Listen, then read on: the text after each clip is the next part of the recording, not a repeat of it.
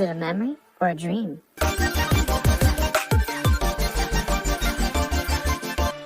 Welcome to the Then to Now podcast. I am your host, Zach. We have Big Brendan with us. Hey, what's up? He is the co-host. And today we are joined by my friend Chris. Chris, how's it going?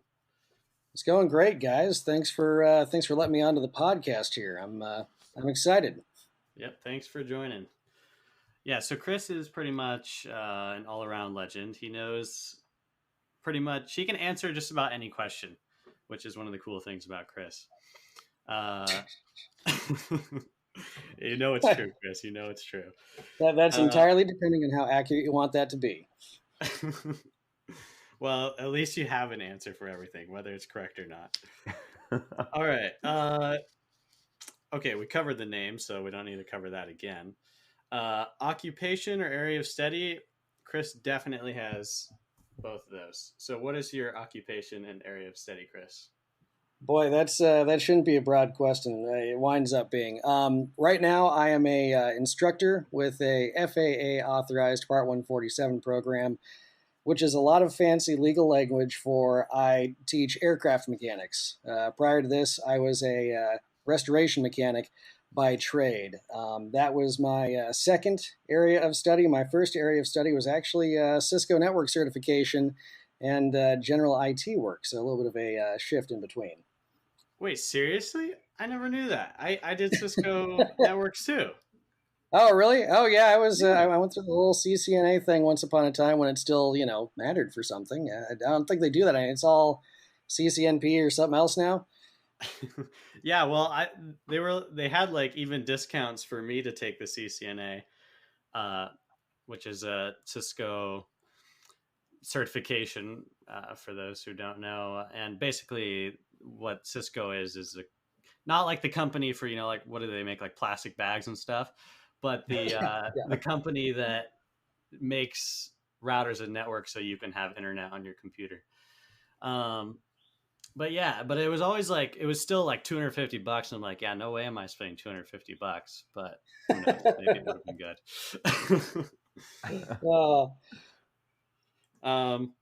Yeah. So, and then you were like you were a pilot at some point too, or was that a hobby or? Yeah. So I was never a professional pilot. Technically speaking, I still am. I came to aviation first as a pilot and then second as a mechanic, which as a mechanic now I would say is probably the right way. I learned to the light and became a mechanic, but yeah, I've held my license since I was 15. 15, you could fly a plane.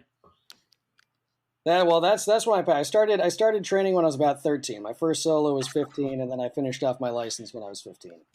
So wow, how did you even get into that? Like, how do you do that at 13? Like, how does that happen? It takes. I'm not gonna lie. It takes the benefit of people helping you out quite a bit, especially when you're 13. It's not one of those things I could have done on paper routes. I can say that much, but. We happened to, it was a weird story. It was I met a guy through a guy, some guy that my dad had used to work with probably like 10 years prior. They wound up working together again at a different company. And it turned out that this particular individual's best friend was a flight instructor. And, as people talking goes, found out that I had a big interest in aviation. My grandfather had flown and owned a plane for a long time. And so it was just something I always wanted to do. I've been told airplane was my first word. I don't know how accurate that is. But he offered to take me up for an introductory flight, and that is, again, very fancy aviation terms for give you your first hit of flying and try to get you hooked. And it worked. And so after begging my parents to let me go for it, they set me up taking lessons with them. That is awesome. So I've always thought that like piloting is extremely expensive. Is that true? Is it really expensive to get into it? Yeah, the adage is if you want to make a small fortune in aviation, you start with a large fortune, and that's reasonably accurate. It's pricey. It can be done economically, but you got to be choosy. And the airplanes you suspect you're going to be flying are not the airplanes you'll be flying. But it's fun. It's a blast. I've always wanted to own my own airplane, and having the pilot's license and the mechanic's license would actually make it even more economical in terms of maintenance and all that. But then it's just a matter of time. But it's a dream out there somewhere. But yeah, it can be a little cost prohibitive. That's kind of where I am right now. Mm-hmm. So how, like the flight simulators the only one I've ever actually used is in a museum. I don't know why, but it's the Museum of Flight one. True. Actually, I think it was some little podunk town, but are flight simulators anything like the real thing, or is there a massive difference? Surprisingly, from a linear logic standpoint, they are very, very similar. I mean, the buttons are in the same place. You're going to go through the same operational procedures. You're going to use the same checklists.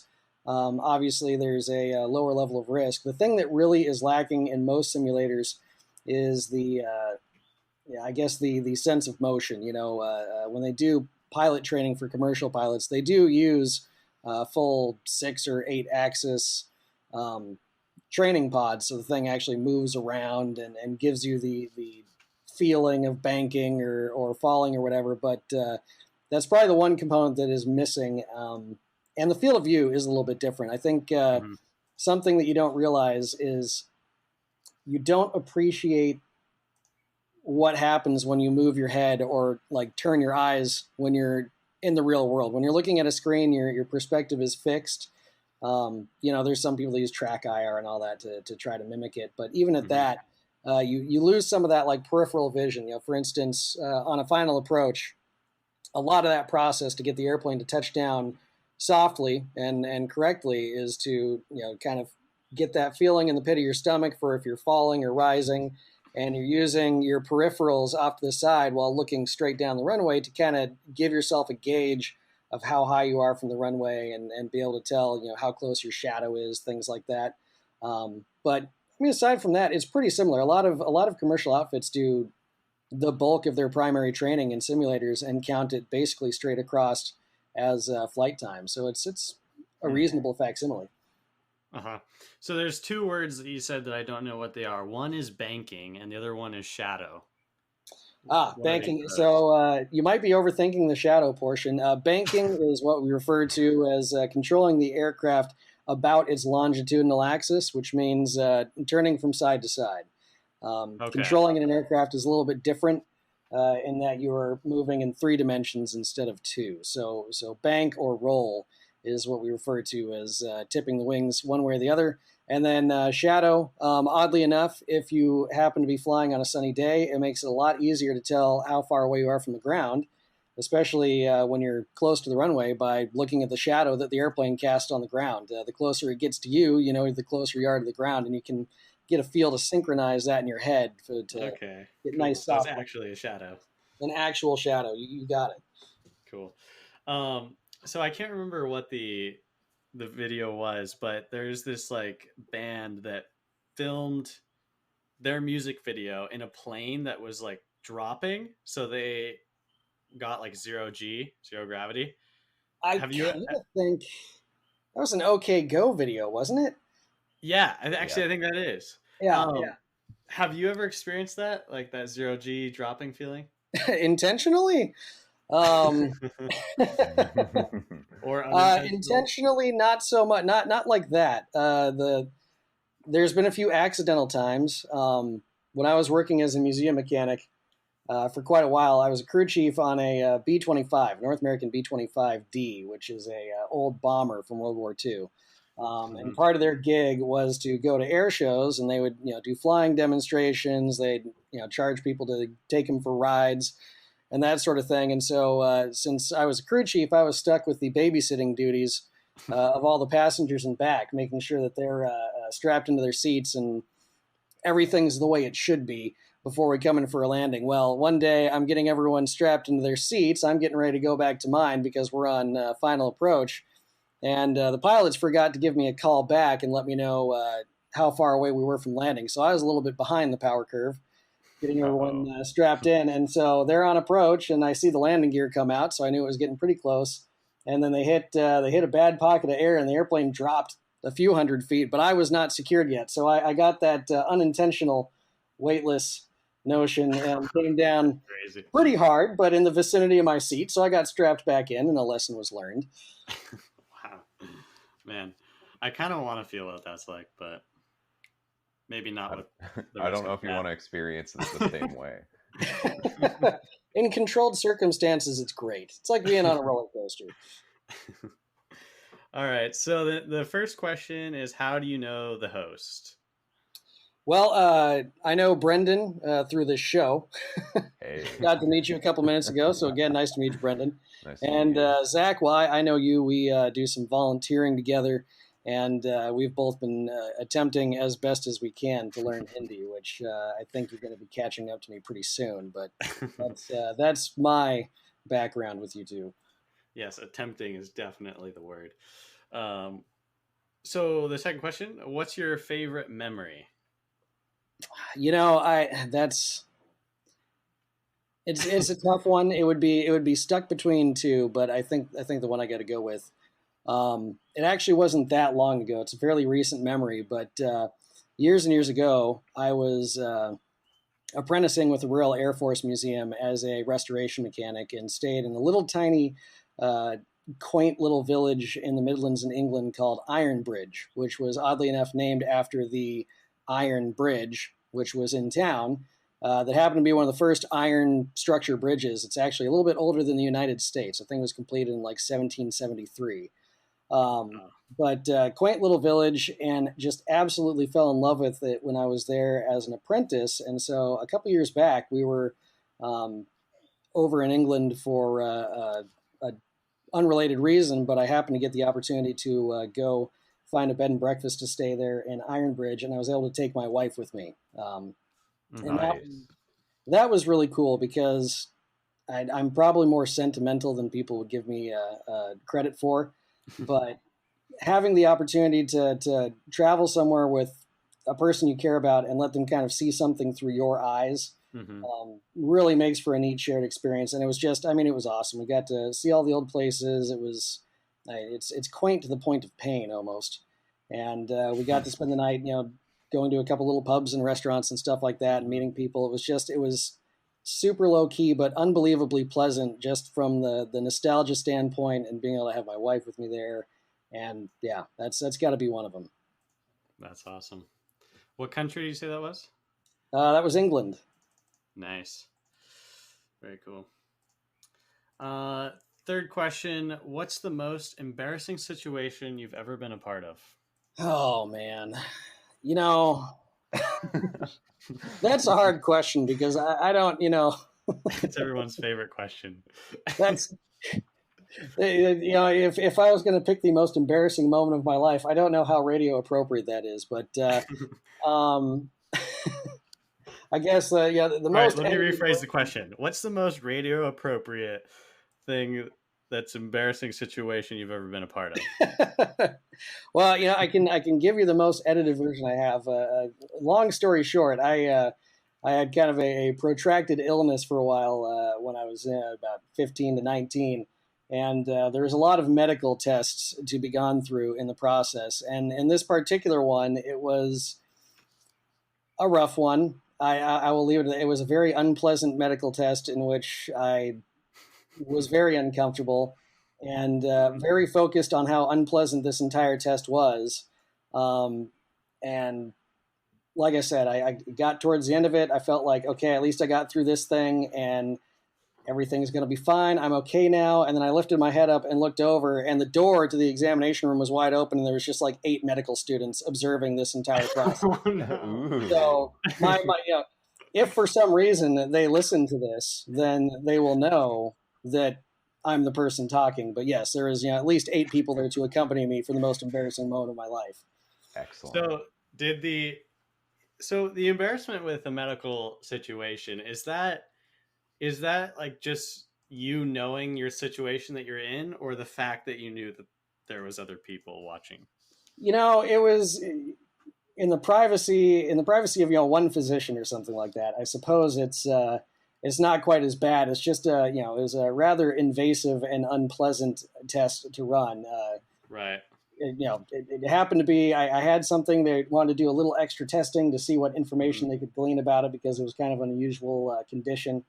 And so that was unpleasant. But then the true embarrassment came from observing my observers who were previously unknown to myself. So I wonder how that works with like medical students and stuff. So the patient just sometimes just doesn't need to be aware that they're watching? I'm not going to lie. This one felt kind of off the books. I feel like there's got to be some violation of HIPAA laws in there or something. I'm not sure, but. Yeah. All right. So the next question, has anything ever happened to you that you still don't understand how or why it happened? But first, we are going to take a break and we'll be right back to answer that question.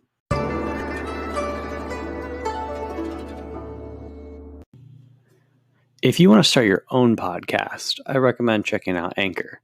It's a free tool, and there's plenty of creation tools online to record and edit your podcast straight from your phone or a computer with a mic hooked up. Anchor will distribute your podcast pretty much everywhere, which is totally awesome. And you can even make money from your podcasts with no minimum listenership. It's pretty much everything you need to make a podcast in one place. To check it out, download the free Anchor app or go to anchor.fm to get started.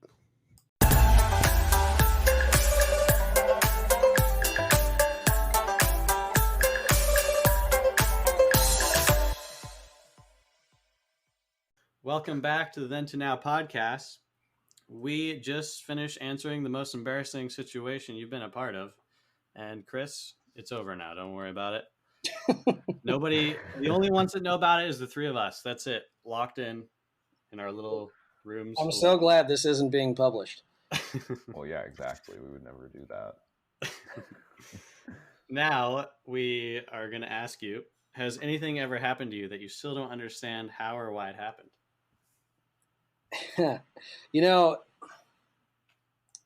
That's a good question because it really makes you think. It's kind of a weird question because it's not one you answer on a regular basis. Mm-hmm. Probably, I don't know how. I mean, I guess it was kind of unexplained with how everything lined up at the same time. But it was a very surreal experience. It was one of the few times I felt like I was watching myself do something, almost like when you're in a dream. Mm-hmm. Back in, I guess this would have been 2000. It was like 2013, something like that. I was at the Reno Air Races, which, if you aren't familiar, it's down in Reno, Nevada, and it's basically a gathering of a lot of souped-up airplanes, and they fly very, very fast, very, very low around pylons in the desert, and it's some kind of sport. But I was one of the crew members for a P-51 racer that we had down there, and our pilot was also with the jet class racers doing a safety flight, so he kind of orbits up above and makes sure that no one gets into too much trouble and can call to the tower if they have an issue. So we were over at his pit on the jet class, and we're watching another one of the rounds of racing going on, and one of the airplanes had an engine failure, so he pulls up and banks away and comes down to make an emergency landing. And the entire time we were watching this, something about it just felt wrong. The angle he pulled out at, the turn he was making to come back just didn't seem right. And as we watch him come back in, to try to paint a picture for you, the runway that we were close to was running perpendicular to our field of view. So we're looking straight out, and the runway runs left to right. That's right in front of us. And as we're watching this, the guy's coming in to try to make this runway at like a 80-degree angle, which is awfully, you want to approach this straight on, and he's almost, at a right angle to this runway trying to land. And he's losing altitude, so he comes to touchdown on the runway. And the problem was he had so much momentum going the opposite direction that he tried as hard as he could to haul the plane back into the runway, but he just, bad decisions at that point in time. He couldn't make the turn and change his momentum, so the airplane comes careening off of the runway. The problem was he came careening directly towards us, standing probably about 100 feet off of the side of the runway. And the entire time, there's probably like 6 of us there with the pit crew watching this plane come in, and it comes off the runway and it starts bouncing along the grass, and all of us are just staring like, oh, this is a weird thing. And then like simultaneously, as if like someone yelled it to us all at once, we all kind of realized that we have to start running. So, yes, it's the strangest thing. There was no thought process. It was just it suddenly occurred to all of us at once to run. So we scatter left and right, and I remember looking at the plane and the momentum coming towards us, and us running. And I remember thinking to myself, we aren't going to make it. This thing is going to get here before we can get out of the way. This is the end of it. And probably about 50 feet, maybe less, the plane all of a sudden just disappears from sight. And What? like just vanishes into thin air. And at that, my brain cannot process what's happening. I'm sitting here going, oh no, we're going to die. And then this airplane just vanishes from thin air. And all of us kind of realize the same thing at the same time. Well, at that moment, as we stop running to figure out what happened, the airplane comes popping out of this ditch that it drove into as it was careening off the runway. And the thing cartwheels around, rips the front half of the airplane off. And the thing finally comes to a rest, probably 30 feet away in a cloud of dust. And the entire front half of the plane is ripped off. And it was a strange thing. It went from sheer terror on our part and confusion with the airplane that just disappeared to all of a sudden, the pilot's there hanging out the front of the airplane, and we go, oh, this guy's dead. This is really bad. And so we all kind of pause there and stare for a second. And like 5 seconds later, the pilot, who had been knocked unconscious, wakes back up and just starts going like crazy at his seatbelt, trying to get out of his now half of an airplane that had come to a rest off on the side of the runway. And so the aid car went over there, and we all kind of like gather our wits and look around, and then realize, we were the pit crew on the other side, and there was this entire crowd of people that were there as observers, they bought their tickets and everything, standing probably 10 feet behind us, that saw us run away, but they were all just kind of like packed into this area against the rope, and they had nowhere to go. So, Oh my gosh. It was just, I can't say it was necessarily unexplained. We knew everything that happened, but at the time it was very confusing, and it was extremely surreal throughout the entire process. That's crazy. I feel like I'm listening to the sequel, or not the sequel, but the airplane version of Ford vs. Ferrari or something. That is crazy. So the plane split in half. And then does he get out? Like, how does? Yeah, but I think, it's kind of weird. You deal long enough with this kind of aviation, and you deal with a few people who have had crashes and near misses. And, it's funny. A lot of these guys that race, they train and train and train for contingency plans. They have to figure out their way to get out in an emergency. They fly with parachutes and all that if they have to bail out. But, it was the strangest thing. The cockpit sat right behind the engine, and that was basically right on top of the wing. And when it cartwheeled, it just completely took the entire engine section, the whole nose of the aircraft, clean off. And so he was basically sitting on the pilot seat, strapped in right on top of the wing. So when the thing came to a rest, he's slumped over in his seat with his arms and legs hanging out the front of the airplane. And when he woke back up, from presumably getting knocked out, I think the first thing that came into his mind was, oh man, I got to get out of here. So he just starts thrashing at the seatbelts and everything. And finally, about the time that he calmed down a little bit, I think he saw that the rescue crew was on their way over to help him out. So he finally just, accepted his situation and waited to cut him out of the seat, just hanging out. That is hilarious. Probably not for him at that time, but wow. So, wow, this actually plays really nicely into this next question.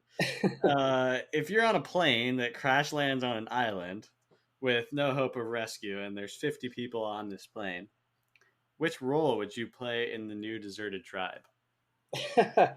Well, I'm, with my interests and sympathies, I think I'm going to go a little less lost on this version and go a little more Gilligan's Island. I would absolutely love to see myself falling into the professor category, making or some kind of like Swiss Family Robinson thing. We're going to make telephones out of coconut shells and I like working with my hands. I like solving problems, especially if I can solve them by making things or working with my hands. And so that would be the thing I'd want to take upon myself. How do we solve the problems of daily life on this now deserted island with the materials we have available to us? I mean, or you would be the guy. Yeah, that's exactly right. Or you'd be the guy that, restores the airplane just so you have like a museum on the island. Yeah, not quite Flight of the Phoenix, but we aren't going to be able to fly away. But we will have a nice educational institution for the future generations on this island. Yeah, it's either that or I'm going to be the guy that dies at like the end of episode 6 to prove that the situation is really dire. So, Ooh.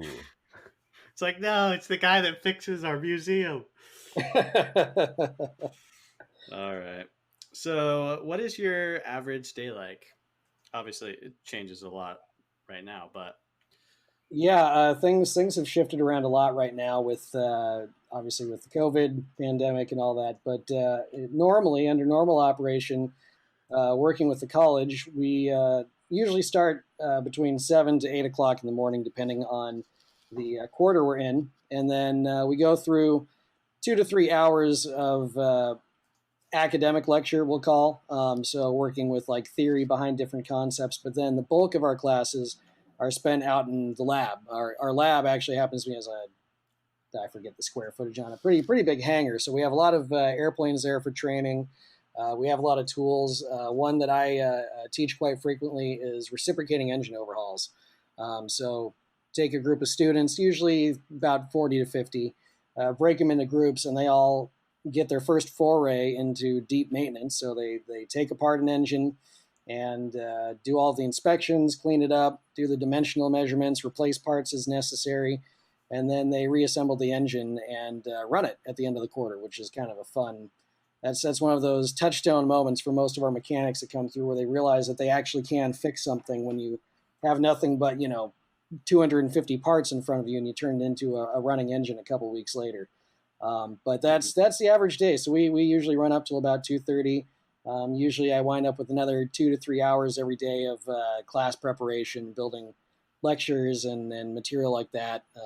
Since we've been with this remote learning hybrid course thing, I've spent quite a bit of time filming videos for class in the garage. I have an engine in my garage I'm working on right now. But it's nice. It's fun because it's a lot like how work was as a restoration mechanic, but you get to teach people while you're working with them as well. yeah. So you're a big coffee guy, which is one of the things we bond over. Absolutely. What is your coffee routine? Coffee routine. Well, right now, if it's a busy morning, then it is usually auto drip. I'm a fan of Stumptown, not going to lie. If you're listening, Stumptown, we always like free coffee. Yeah, real big fan of Stumptown coffee. So usually brew a pot for me and my wife. I'll preheat the travel mugs and get it poured and ready to go. Usually midway through the day, I have a pour over at work. So usually around lunchtime, I'll do a pour over while I'm at work. If I have some time at home on the weekend, then I like to use our Chemex brewer or our French press brewer. I should probably state that I have more coffee making apparatus than is necessary for any one person. Just really depends on what you want to do that day. But yeah, busy day goes into the auto drip. If I got some time, I'll brew something in the Chemex, and I like to wait to grind till just before brewing if I can to ensure maximum freshness. Yeah. This morning I freshly grinded. Is it grounded? I don't know. Freshly, I think it's grinded. Freshly grinded some coffee, and then it was so much better than if I grind even like a day before. Oh yeah. You gotta have that freshness, and it's funny because people think that you're a bit of a coffee snob, but it does make a difference. Yeah, it does absolutely. And who is more of the chef, you or your wife? 100,000% my wife. I am almost completely inept when it comes to cooking things. I can bake but not a lot. I can do anything that involves yeast. The closest I get to cooking on a regular basis would either be barbecuing, which I can kind of do, or brewing beer, which is just making a giant pot of tea that turns into alcohol later. So that's again, relatively limited. But yeah, my cooking skills are extremely subpar. My wife, on the other hand, is a fantastic cook. She can just make stuff up, and it turns out to be great. The only downside is she'll forget whatever she did in that particular iteration, and then that was the only time it ever happened. So it has a very pop art feel to it. It's just a once in a lifetime experience each meal. You know what just hit me? The two best pancakes I've ever had in my life was with Brendan once and with you, Chris. Now we're gonna have a quick pancake off. So Brendan, what makes your pancakes so good? And second, what makes Chris's pancakes so good? Go ahead, Brendan. Okay. I mean, I really think the key to our pancakes is an excess of butter. Basically, you use butter until it's like almost not even an ingredient anymore, and it's just like the surface that you're cooking on. And then after that, you basically just have fat cakes, and those are pretty good. They're pretty solid. I can respect fat cakes, absolutely. Absolutely. And Chris, I'm a texture person. I like my pancakes. I feel like every time you go to a restaurant, you get the pancakes that have been a bit overworked, and they're very fluffy, but they're very dry, and they absorb all of it. You don't even know the amount of syrup you have to put on until you realize that there's actually syrup on there is absolutely insane. And at that point, you're just eating corn extract. Exactly, and it's no fun. So I try to undershoot my mixing a little bit. I want it to be mostly smooth, but a little lumpy is fine, because if it gets overmixed, then it gets away from you. I feel like that makes it a little bit denser. It's a little more toothy, kind of works a little bit better. But hey, that's just me. Awesome. Well, you know what? When this is over, all of us, I'm getting a pancake party together, and we're all going to eat pancakes. Yeah. Brendan and I will make pancakes, and Zach will get diabetes. It's great. It's a really good mesh. Sounds good. Well, thanks for joining us, Chris, today. Hey, thanks so much for having me. This was fun. Thanks, Brendan, as always. Absolutely. And we'll catch y'all audience later. See ya. See ya. Here at Then to Now podcast, we really like our thumbnail art. If you would like a cool graphic, well, you're in luck, because my sister is the one that made it. So if you're interested in a graphic for a podcast or anything you really want, just send us an email at thentonowpodcast@gmail.com.